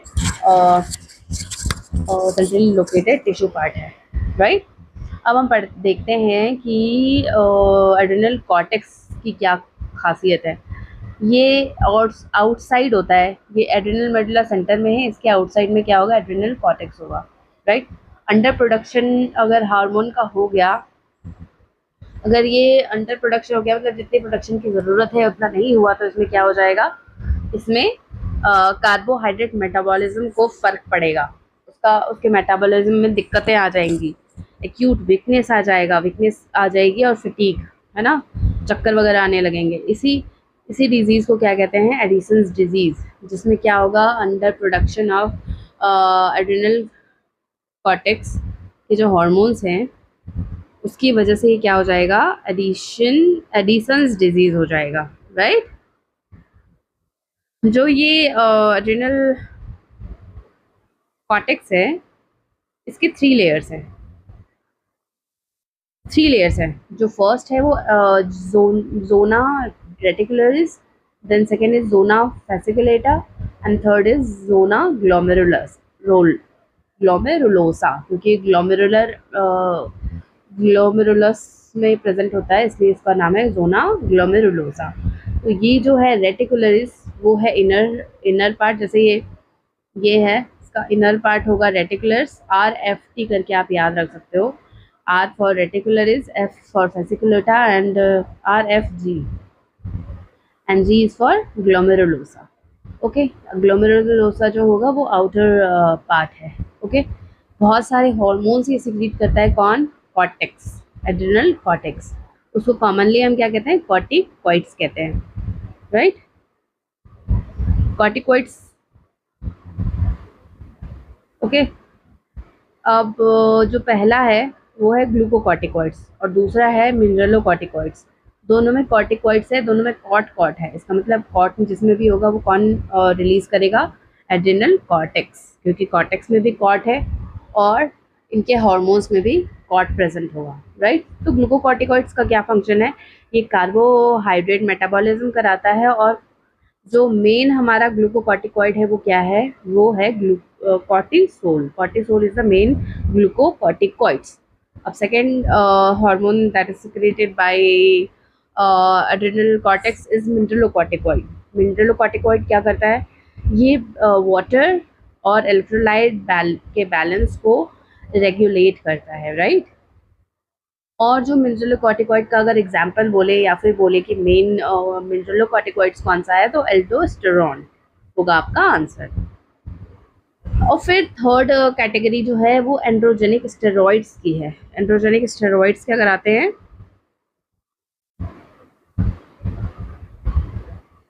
वेट में बता रही हूँ, are also secreted by adrenal cortex which play a role in the growth of axial hair। ठीक है, जो भी सेकेंडरी सेक्शुअल कैरेक्टरिस्टिक्स होते हैं वो उसको कराते हैं, एक्सियल हेयर को की ग्रोथ करवाएंगे, ठीक है, प्यूबिक हेयर की ग्रोथ कराएंगे और फेशियल हेयर की ग्रोथ कराएंगे ड्यूरिंग प्यूबर्टी। ओके, ये है स्टेरॉइड्स का फंक्शन। फिर हम एक एक करके अच्छे से डिटेल में पढ़ते हैं। ग्लूकोकॉर्टिकॉइड्स का ज़्यादा है और एल्डोस्टेरॉन का थोड़ा है। तो हम देखते हैं ग्लूकोकॉर्टिकॉइड्स क्या करता है। ग्लूकोकॉर्टिकॉइड्स स्टिमुलेट करता है gluconeogenesis. Gluco means glucose, new means new, genesis means formation. New glucose को फॉर्मेशन करवाएगा। Okay, lipolysis, lipo is for lipid and lysis is for breakdown. तो लिपिड का ब्रेकडाउन कराएगा और प्रोटीन लाइसिस मीन्स ब्रेकडाउन, ठीक है, proteo is for protein. Okay, तो इसकी प्रोटीन की ब्रेकडाउन कराएगा कौन, ग्लूकोकॉर्टिकॉइड्स। और ये क्या करेगा, इनहिबिट करेगा क्या, cellular uptake and utilisation of amino acid का सेलुलर अपटेक नहीं होने देगा ये, इसका यूटिलाइजेशन भी नहीं होने देगा, राइट। एमिनो एसिड क्या है, प्रोटीन का ही फॉर्म है, राइट। अब जो कॉर्टिसोल है जो कि मेन हमारा ग्लूकोकॉर्टिकॉइड था, राइट, ये क्या करेगा, मेंटेन करेगा cardiovascular system as well as kidney function. Cardiovascular system means heart related functions और किडनी फंक्शन को ये मेंटेन करेगा कौन, कॉर्टिसोल, जो कि क्या है, मेन ग्लूकोकॉर्टिकॉइड्स है। और ये ग्लूकोकॉर्टिकॉइड्स क्या करता है, एंटी इन्फ्लेमेटरी रिएक्शंस करवाएगा। एंटी इन्फ्लेमेटरी मतलब इन्फ्लेमेशन नहीं होने देगा। तो व्हाट डू यू थिंक कि एंटी इन्फ्लेमेशन रिएक्शंस को प्रोड्यूस करेगा, तो ये क्या होगा, इससे क्या होगा, इससे इम्यून सिस्टम सप्रेस हो जाएगा, जो इन्फ्लेमेशन होता है वो किसके इसमें सपोर्ट में होता है। इन्फ्लेमेशन होना ज़रूरी है क्योंकि ये क्या है, इन्फ्लेमेशन हमारे इम्यून सिस्टम का रिस्पॉन्स होता है, राइट। इम्यून सिस्टम का ये रिस्पॉन्स होता है कि इन्फ्लेमेशन हो जाती है। तो अगर ग्लूकोकॉर्टिकॉइड्स एंटी इन्फ्लेमेटरी रिएक्शंस को प्रोड्यूस करेगा तो इससे क्या होगा, इससे इम्यून रिस्पॉन्स जो है वो सप्रेस हो जाएगी, ठीक है, दब जाएगी, नहीं होगी, ठीक है। इससे क्या होगा, हमारा नुकसान होगा। और ये क्या करेगा, आरबीसी प्रोडक्शन को भी स्टिमुलेट करेगा। कौन, ग्लूकोकॉर्टिकॉइड, जो कौन रिलीज करता है, adrenal cortex. Okay, then second one is aldosterone. ये क्या था, मेन मिनरलो कॉर्टिकॉइड्स था, मेन मिनरलो कॉर्टिकॉइड्स, ठीक है। Acts mainly at renal tubule, renal tubule में एक्ट करता है और स्टिमुलेट करता है। क्या स्टिमुलेट करता है, reabsorption of sodium ion and water, ठीक है। वाटर और सोडियम आयन का तो रीएब्जॉर्प्शन कराएगा, लेकिन पोटेशियम और फॉस्फेट आयंस का क्या कराएगा, एक्सक्रीशन कराएगा, ठीक है। एल्डोस्टेरॉन क्या कराएगा, रीनल ट्यूब्यूल पे एक्ट करेगा एल्डोस्टेरॉन, और सोडियम और वाटर का तो रीअब्जॉर्प्शन कराएगा, और पोटेशियम और फॉस्फेट का क्या कराएगा, एक्सक्रीशन कराएगा, ठीक है। और ये इसका क्या काम है, एल्डोस्टेरॉन का electrolyte, body fluid volume, osmotic pressure और ब्लड प्रेशर को मेंटेन करना। क्या क्या, electrolytes, body fluid volume, osmotic pressure and blood pressure, इन सबको मेंटेन करना किसके काम है, एल्डोस्टेरॉन का काम है। अब नेक्स्ट लैंड है हमारा पेंक्रियाज। पेंक्रियाज बहुत इंपॉर्टेंट है, ठीक है। ये कॉम्पोजिट है बेचारा, बहुत मल्टीटास्किंग है ये, मल्टीटास्किंग आप कह सकते हो अपनी लैंग्वेज में, ठीक है। कॉम्पोजिट ग्लैंड है, एक्ट एज बोथ एक्सोक्राइन और एंडोक्राइन ग्लैंड। एंडोक्राइन जो है इसमें आइलेट्स ऑफ लैंगरहंस होते हैं, ठीक है, जिस जो क्या है 1 to 2 मिलियन है। और ये क्या है, ये सिर्फ 1 to 2% ऑफ पैंक्रियाटिक टिश्यू जो है, जो जिसमें दोनों आते हैं उसमें उसका क्या है, सिर्फ 1 to 2% है। बाकी जो 98 to 99% है वो क्या है, वो एक्सोक्राइन फंक्शन है, राइट। अब हम देखते हैं ये क्या बला है, आइलेट्स ऑफ लैंगरहंस, ठीक है, आइलेट्स ऑफ लैंगरहंस। ओके, ये दिख रहा है आपको, ये पेंक्रियाज है। ये ये जो समुद्र सा दिख रहा है ना आपको, उसको बोलते हैं आइलेट ऑफ लैंगरहन, ठीक है। ये है ऐसी नस। आइलेट ऑफ लैंगरहंस में क्या है, different types of cells present होते हैं। ये पिंक सा दिख रहा है, ये है अल्फा सेल्स। ये जो येलो सा दिख रहा है वो क्या है, वो बीटा सेल्स है। और ये ग्रीन सा जो दिख रहा है ना, वो है डेल्टा सेल्स, ठीक है। ये कैपिलरी है, ये एफ सेल्स है। तो ये जो फर्स्ट सेल है अल्फा सेल, वो क्या सिक्रीट करता है, ग्लूकागॉन। ये ग्लूकागॉन क्या करेगा, ग्लूकोज के लेवल को मेंटेन करेगा।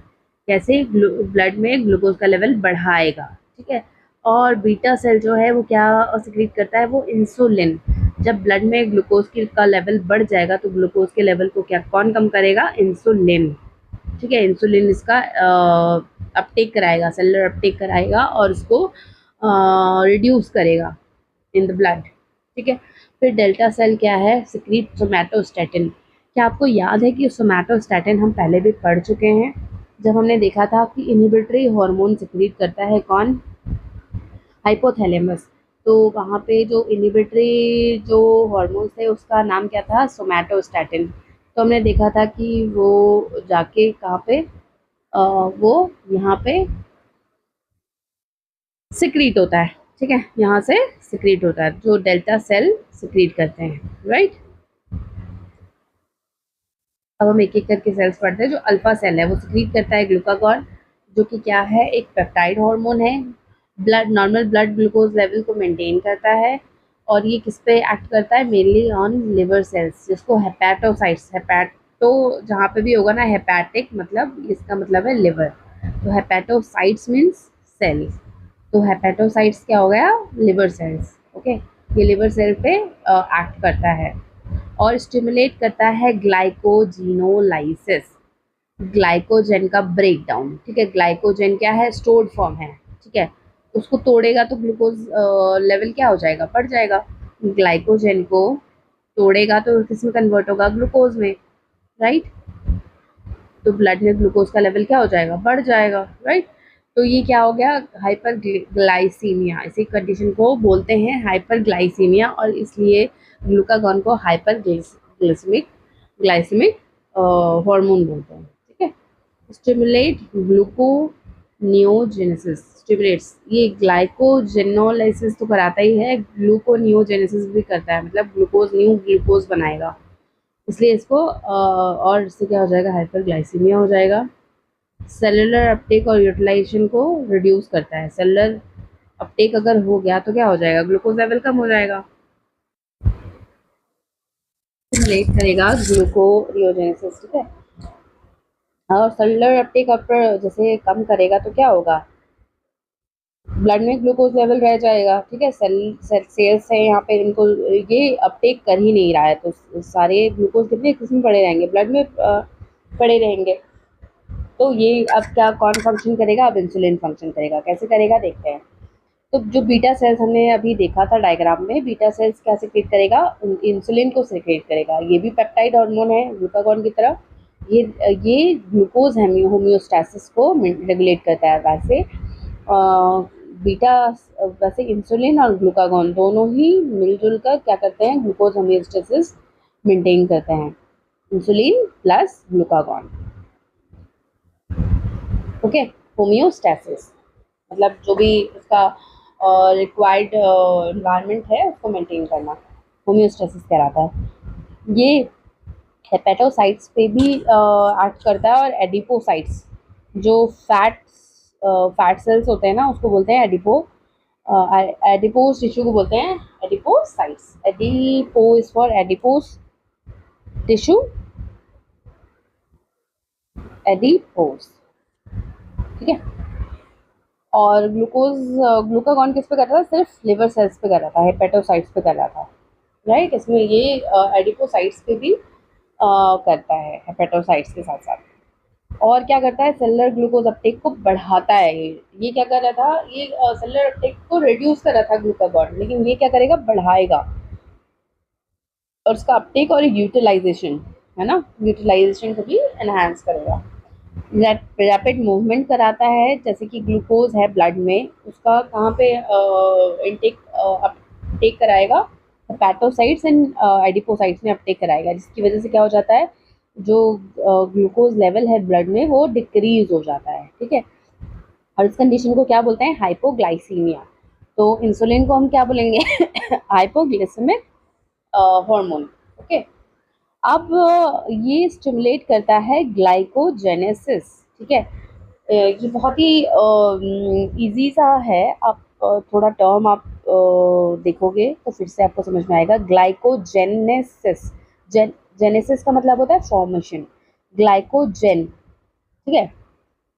ग्लाइकोजेन जेनेसिस तो बार बार नहीं बोल सकते ना, तो इसलिए जेन एक ही समझ लो कि ग्लाइकोजेनेसिस। ठीक है, वही है, मतलब ग्लाइकोजेन को स्टिमुलेट करेगा, ग्लाइकोजेन बनाने को, फॉर्मेशन ऑफ ग्लाइकोजेन इसको स्टिमुलेट करेगा कौन, इंसुलिन। तो ग्लूकोज से क्या बनाएगा, स्टोर्ड फॉर्म जो है ग्लाइकोजेन, इसका यूजेबल फॉर्म नहीं है। ग्लूकोज क्या है, यूजेबल फॉर्म है। ठीक है। ग्लाइकोजेन स्टोर्ड फॉर्म है। तो ये टारगेट सेल में क्या करेगा, ग्लाइकोजेनेसिस करवाएगा कौन, इंसुलिन। ओके। और ये क्या है, इसको इसलिए हाइपोग्लाइसेमिक हार्मोन बोलते हैं, राइट। अब है डायबिटीज मेलिटस, जो किस वजह से होता है, due to prolonged hyperglycaemia. Hyperglycaemia कौन कॉज कर रहा था, ग्लूकागॉन। ग्लूकागॉन अगर बहुत टाइम तक हाइपरग्लाइसीमिया ग्लाइसेमिक कंडीशन रहता है, अगर उसकी वजह से क्या हो जाता है, एक डिजीज़ है, वो है डायबिटीज़ मेलिटस। ठीक है।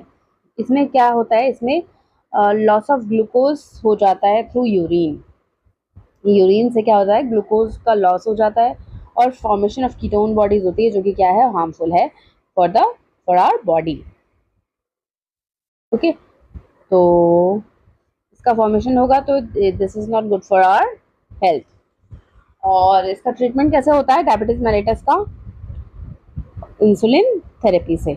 एक डायबिटीज इंसिपिटस था, जो किसकी वजह से हो रहा था, एडीएच की वजह से, anti diuretic hormone. Anti diuretic hormone क्या है वो आप मुझे कमेंट बॉक्स में जल्दी से आप मुझे कमेंट कर दो कि ADH का दूसरा नाम क्या है। Okay, thank you. ठीक है, अब हम पढ़ते हैं नेक्स्ट ग्लैंड जो है एंडोक्राइन ग्लैंड, वो है टेस्टिस और ओवरी। हम एक साथ पढ़ेंगे, ठीक है, एक एक करके साइड बाय साइड हम करेंगे तो इजी होगा उसको समझना। अब है पेयर ऑफ टेस्टिस है, ये मैंने स्ट्रक्चर भी डाला हुआ है। ये जो टेस्टिस और ओवरी है ना, इसका जो डिटेल्ड व्यू है स्ट्रक्चर का, वो हमें रिप्रोडक्शन वाले चैप्टर में मिल जाएगा। ठीक है, वो शायद 12th में है, 11th में नहीं है। ओके, यस 12th में है, तो अभी आप इतना ही थोड़ा सा समझ लो, इसलिए 12th में हम अच्छे से करेंगे इसको। टेस्टिस, पेयर ऑफ टेस्टिस है स्क्रोटल सैक में ऑफ मेल के स्क्रोटल सैक में ये क्या होता है, प्रेजेंट होता है pair of testis, 2 testis present होते हैं। ओके, और ये क्या होता है, डुअल फंक्शन परफॉर्म करता है। कौन कौन सा, एक तो प्राइमरी सेक्स ऑर्गन है, राइट, और दूसरा जो है एंडोक्राइन ग्लैंड भी है। ओके, और ये जो स्क्रोटल सैक है ना, ये क्या होता है, आउटसाइड एब्डोमेन होता है। ओवरी तो इनसाइड होता है, इन एब्डोमेन होता है, लेकिन ये जो स्क्रोटल सैक है वो मेल में आउटसाइड एब्डोमेन होता है। ठीक है, dual function primary sex organ और एंडोक्राइन ग्लैंड का है, compose of seminiferous tubules and stromal tissue. Stromal tissue से बना होता है, ये देखते हैं हम, थोड़ा सा एक फिगर डाला हुआ है मैंने, ये देखो, इंटरस्टिशियल्स, सेमिनिफेरस ट्यूब्यूल्स, ये सारे क्या है, सेमिनिफेरस ट्यूब्यूल्स हैं। ओके,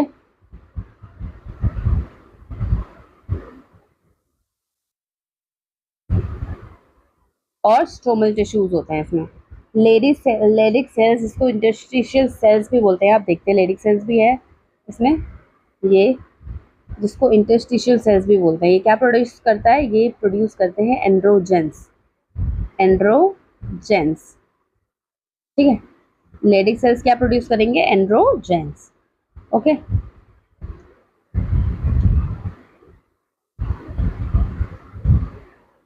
प्रोड्यूस एंड्रोजेंस, एंड्रोजेंस में मेनली क्या प्रोड्यूस करेंगे, टेस्टोस्टेरोन। ओके,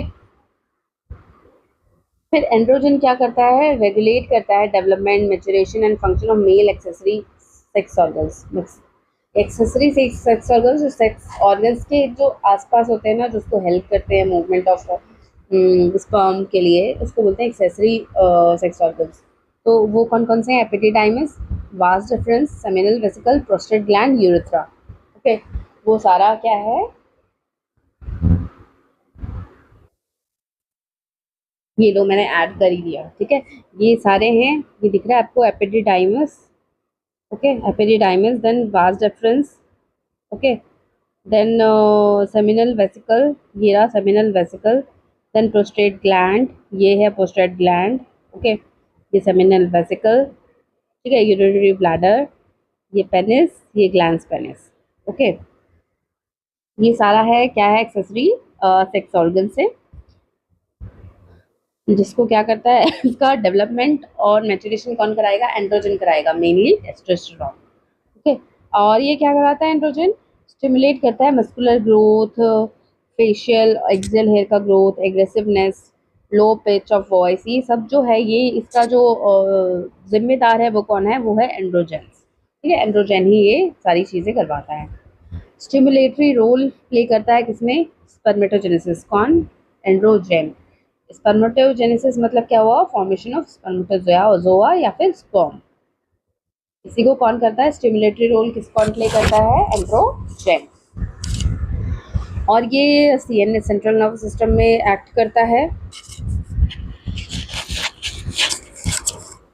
और इन्फ्लुएंस करता है मेल लिबिडो, मतलब कि मेल जो सेक्सुअल बिहेवियर होता है उसको इन्फ्लुएंस करता है कौन, एंड्रोजन, या फिर आप कह लो टेस्टोस्टेरोन।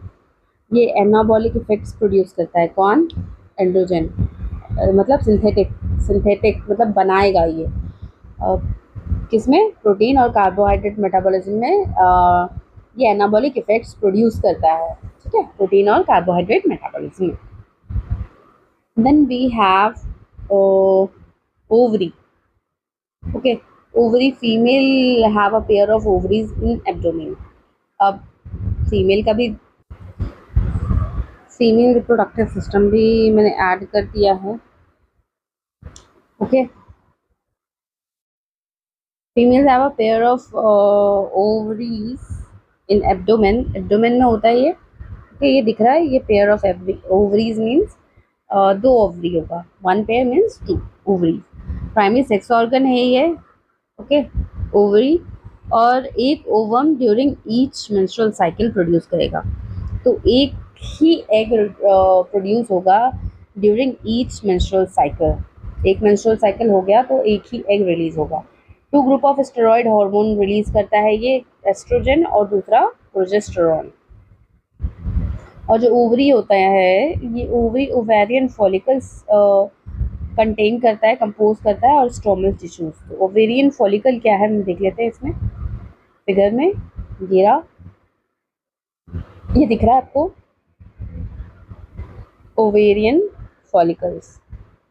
कहाँ है कहाँ है कहाँ है कहाँ है? ये फॉलिकल, ठीक है, ये दिख रहा है.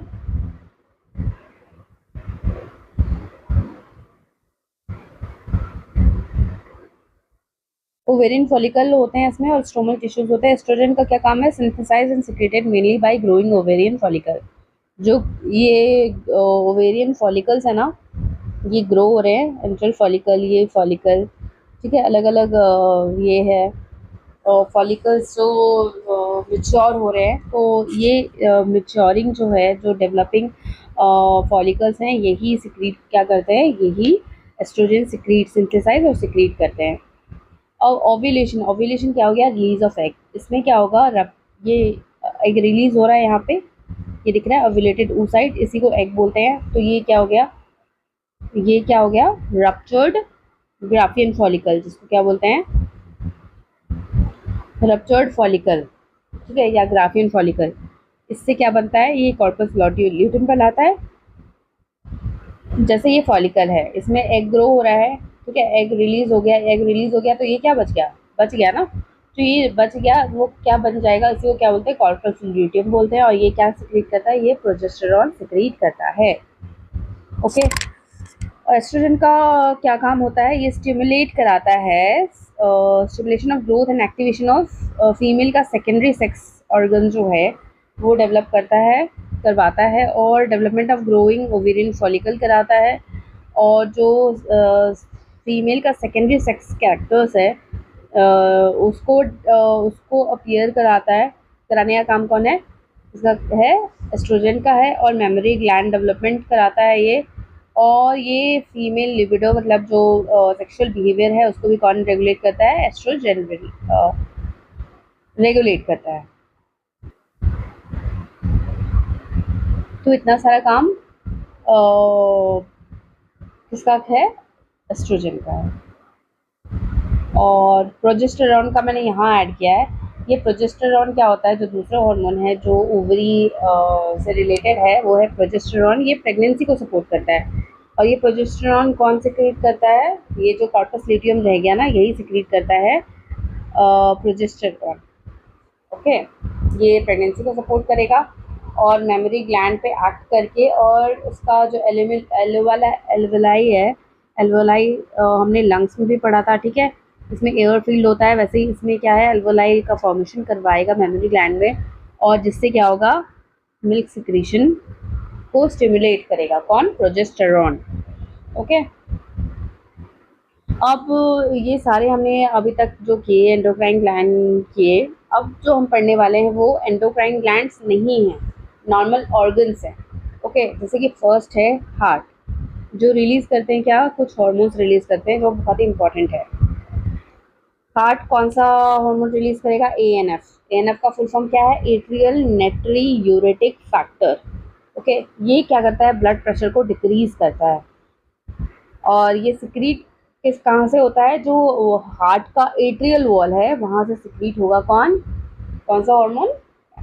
Atrial natriuretic factor. Atrial है क्योंकि एट्रियल वॉल से सिक्रीट होता है हार्ट, इसलिए एट्रियल नेट्री यूरेटिक फैक्टर. ये बीपी को कैसे डिक्रीज़ करता है ये हम देखते हैं। कि पहले तो मान लो हमारा बीपी बढ़ गया, ठीक है, ब्लड प्रेशर बढ़ गया, मतलब जैसे आप कहीं जा रहे हो किसी रास्ते पे, बहुत पतला सा रास्ता है, उसमें आपको क्या होगा, उसमें आपको मूव होने में या गाड़ी निकालने में बहुत प्रॉब्लम आएगी, ठीक है। और सपोज करो वो रास्ता फैल गया, ठीक है, डायलेट हो गया, राइट, तो क्या होगा, आप आराम से निकल जाओगे, फ्लो क्या होगा, ईजी हो जाएगा। वैसे ही होता है ब्लड प्रेशर के केस में। जब कंस्ट्रिक्ट हो जाते हैं वेसल्स, मतलब पतले हो जाते हैं, संकीर्ण हो जाते हैं, तो क्या होता है, मूवमेंट, प्रेशर जो है वो बढ़ जाता है, राइट, ब्लड प्रेशर बढ़ जाता है। तो जैसे ही ब्लड प्रेशर बढ़ेगा तो एट्रियल नाट्रियोरेटिक फैक्टर रिलीज होगा, सिक्रीट होगा, किससे, एट्रियल वॉल ऑफ हार्ट से। और ये क्या करेगा, ब्लड वेसल का डायलेशन कर देगा, जिसकी वजह से क्या हो जाएगा, हम क्या पढ़ रहे हैं, hormones of heart, kidney and gastrointestinal tract, okay, GI tract. तो हमने फिर क्या हो गया, एट्रियल नाट्रियोरेटिक फैक्टर रिलीज होगा, और फिर क्या होगा, सिक्रीट होगा, उसके बाद क्या होगा, डायलेशन हो जाएगा, डायलेशन मतलब फैल जाएगा, ठीक है, ब्लड वेसल्स फैल जाएंगे, का रास्ता बढ़ जाएगा, तो क्या हो जाएगा, ब्लड प्रेशर अब रिड्यूस हो जाएगा। तो इस तरीके से ये पीपी को रिड्यूस करता है, कौन, एट्रियल नाट्रियोरेटिक फैक्टर। फिर है किडनी। किडनी कौन सा, किडनी के कौन से सेल्स हार्मोन रिलीज करते हैं, तो जक्स्टा ग्लोमेरुलर सेल्स रिलीज करते हैं इरिथ्रोपोइटिन। ये क्या है इरिथ्रोपोइटिन, ये पेप्टाइड हार्मोन है। ये क्या स्टिमुलेट करता है, इरिथ्रोपोइसिस, जैसा कि इरिथ्रोपोइटिन हार्मोन का नाम है वैसे ही काम भी है, इरिथ्रोपोइसिस करवाता है, ये स्टिमुलेट करता है उसको। इरिथ्रोपोइसिस क्या है, formation of RBC, red blood cell का फॉर्मेशन कौन कराता है, किडनी का जो जक्स्टा ग्लोमेरुलर सेल्स है वो इरिथ्रोपोइटिन रिलीज करता है, जिसकी वजह से इरिथ्रोपोइसिस होता है। अब है गैस्ट्रोइंटेस्टिनल ट्रैक्ट। इसके जो एंडोक्राइन सेल्स हैं वो सिक्रीट करते हैं 4 हार्मोन। जो फर्स्ट है वो gastrin, second is secretin, third is cholecystokinin and fourth is gastric inhibitory peptide, ठीक है। गैस्ट्रिन क्या करता है, गैस्ट्रिक जैसा नाम है वैसा काम है, एक्ट्स ऑन गैस्ट्रिक ग्लैंड्स, और स्टिमुलेट करता है किसका सिक्रीशन, एचसीएल एंड पेप्सिनोजन, ठीक है, हाइड्रोक्लोरिक एसिड और पेप्सिनोजन का रिलीज कौन कराएगा, सिक्रीशन कौन कराएगा, स्टिमुलेट कौन करेगा, गैस्ट्रिन हार्मोन करेगा। अब है नेक्स्ट है सिक्रेटिन, ठीक है, एक्ट्स ऑन एक्सोक्राइन पैंक्रियाज। हमने 2 फंक्शंस पढ़े थे ना पैंक्रियाज के, एक्सोक्राइन और एंडोक्राइन। तो जो सिक्रेटिन है ना वो एक्सोक्राइन, एक्सोक्राइन क्या होता है, डक्ट ग्लैंड्स होते हैं, और एंडोक्राइन क्या क्या होते हैं, डक्टलेस ग्लैंड होते हैं। तो जो डक्ट वाले जो ग्लैंड है ना उस उस पे एक्ट करेगा, मतलब एक्सोक्राइन पैंक्रियास पे एक्ट करेगा सिक्रेटिन, और वाटर और बाइकार्बोनेट आयन के सिक्रीशन को स्टिमुलेट करेगा, ठीक है। सिक्रेटिन किस पे एक्ट करेगा, एक्सोक्राइन पैंक्रियास पे। अब कोलसिस्टोकाइनिन जिसका शॉर्ट फॉर्म है सीसीके, ठीक है, ये किस पे करेगा, पैंक्रियास पे भी एक्ट करेगा और गॉल ब्लैडर पे भी एक्ट करेगा। और क्या करेगा, पैंक्रियास से पैंक्रियाटिक एंजाइम्स को सिक्रीट करने में स्टिमुलेशन देगा, और बाइल जूस कहाँ से सिक्रीट कराएगा, गॉल ब्लैडर से, ओके। इसका सिक्रीशन स्टिमुलेट कौन करेगा, कोलसिस्टोकाइनिन। अब है गैस्ट्रिक इनहिबिटरी पेप्टाइड, जैसा नाम वैसा काम। ये क्या करेगा, गैस्ट्रिक सिक्रीशन को इनहिबिट करेगा, रोकेगा कि अब इसकी ज़रूरत नहीं है, इसको बंद कर दो, और इसकी मोटिलिटी को भी इनहिबिट करेगा, गैस्ट्रिक सिक्रीशन और उसकी मोटिलिटी मतलब मूवमेंट को वो करेगा, इनहिबिट करेगा। बहुत सारे नॉन एंडोक्राइन टिश्यूज भी हैं, जैसे कि जो क्या रिलीज करते हैं, ग्रोथ फैक्टर्स।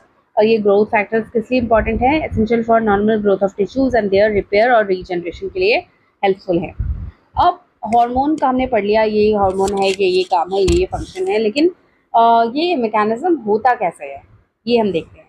तो हार्मोन क्या करते हैं, एक स्पेसिफिक हार्मोन रिसेप्टर होता है, उससे बाइंड कर जाते हैं, और ये जो स्पेसिफिक हार्मोन रिसेप्टर्स हैं ये टारगेट टिश्यू पे ही लोकेटेड होता है। ये नहीं कि कहीं पे भी हार्मोन रिसेप्टर लोकेटेड है और यहाँ पे ये अटैच हो गया, ये हार्मोन हमारा अटैच हो गया, तो नहीं।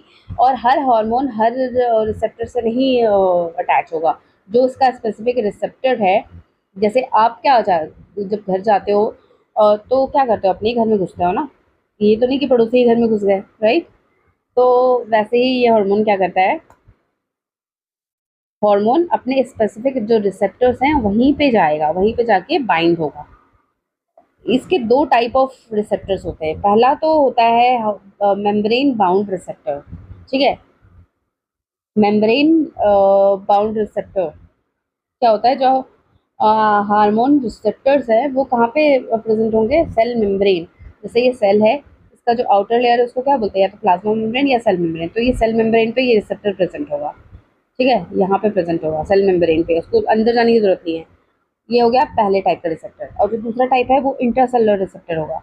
जो इसका जो हार्मोन रिसेप्टर है वो टारगेट सेल, ये सेल है, टारगेट सेल है हमारा, ठीक है, इसके इनसाइड प्रेजेंट होगा, ठीक है। तो सेल मेम्ब्रेन इसको अलाउ करेगा तभी तो ये सेल मेम्ब्रेन अलाउ करेगा, जो स्पेसिफिक इसके हार्मोन्स होंगे रिसेप्टर के उसको अलाउ करेगा, ठीक है। हार्मोन रिसेप्टर कॉम्प्लेक्स क्या होता है, तो ये हार्मोन रिसेप्टर कॉम्प्लेक्स जब हार्मोन रिसेप्टर से बाइंड हो जाएगा तो हार्मोन रिसेप्टर कॉम्प्लेक्स बनाएगा, right.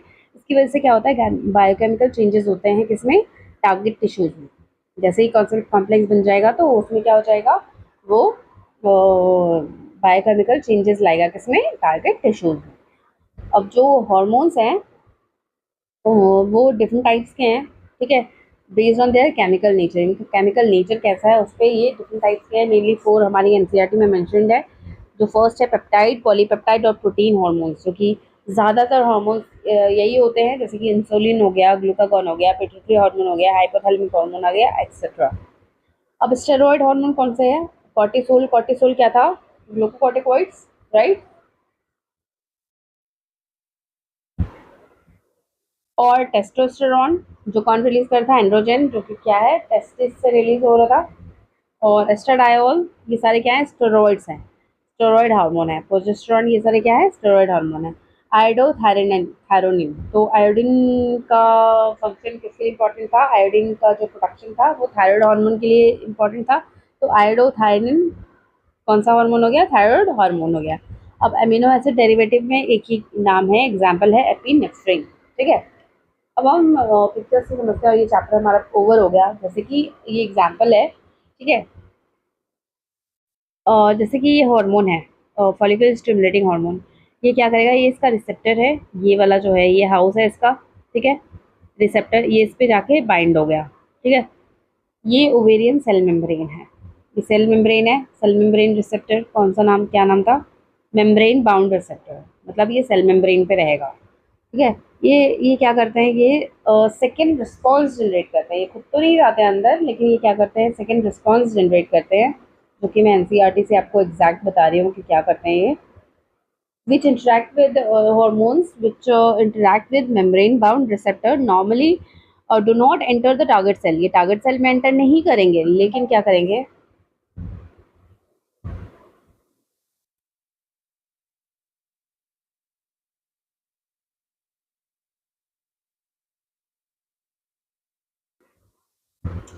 Okay, normally do not enter the target but generates second messenger, जैसे साइक्लिक और एएमपी और कैल्शियम आयन, ठीक है। ये सारे क्या करेंगे, सेकेंड मैसेंजर्स हैं इनके, जो मैसेज इनका लेके अंदर जाएंगे, ठीक है। और ठीक है, और which in turn regulate cellular metabolism को ये रेगुलेट करेगी। जैसे कि बायोकेमिकल रिस्पांस आया टारगेट सेल में, और इससे क्या हो जाएगा, फिजियोलॉजिकल रिस्पांस क्या आ जाएगा, जैसे कि क्या है, फोलेक्स, ओवेरियन ग्रोथ करवाएगा कौन, एफएसएच, ठीक है। तो इसने एफएसएच ने स्टिमुलेट कर दिया ओवेरियन ग्रोथ को। Then we have second type of hormone that was क्या था, इंट्रासेलुलर रिसेप्टर, ये रहा, ठीक है। ये क्या है, ये एस्ट्रोजन है। तो आप ऐसे ही याद रख सकते हो कि जो सेल मेम्ब्रेन रिसेप्टर था, मेम्ब्रेन बाउंड रिसेप्टर था, उसका एग्जांपल एफएसएच, ठीक है। और जो इंट्रासेलुलर हार्मोन था उसका क्या था, एस्ट्रोजेन। एस्ट्रोजेन में क्या है, एस्ट्रोजन क्या करेगा,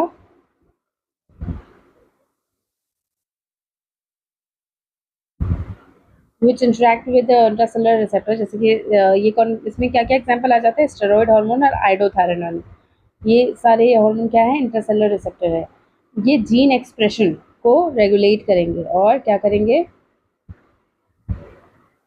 क्रोमोसोम फंक्शन को रेगुलेट करेंगे कैसे? हार्मोन रिसेप्टर कॉम्प्लेक्स का इंटरेक्शन करा के विद द जीनोम। जीनोम है ये, इसका इंटरेक्शन करवाया, ये न्यूक्लियस है, ठीक है, ये इंटरसेलर ये रिसेप्टर है, हार्मोन रिसेप्टर कॉम्प्लेक्स है, ठीक है। इससे क्या होगा, जीनोम के साथ एमआरएनए के साथ ये क्या करेगा, इंटरेक्शन कराएगा, एमआरएनए प्रोटीन, ठीक है। इससे क्या होगा, फिजियोलॉजिकल रिस्पॉन्स आएगा और एस्ट्रोजन क्या कराएगा, टिश्यू ग्रोथ और डिफरेंशिएशन कराएगा। तो अब ये चैप्टर हमारा फिनिश हो गया है। नेक्स्ट चैप्टर में मुझे कौन सा स्टार्ट करवाना चाहिए, मुझे कमेंट बॉक्स में ज़रूर आप बताओ, और hopefully you have like the video. तो don't forget to like, share, subscribe और कमेंट ज़रूर करें अपने डाउट्स, या मैं कौन सा चैप्टर स्टार्ट करूँ नेक्स्ट, ये आप मुझे बता दें। Thank you so much.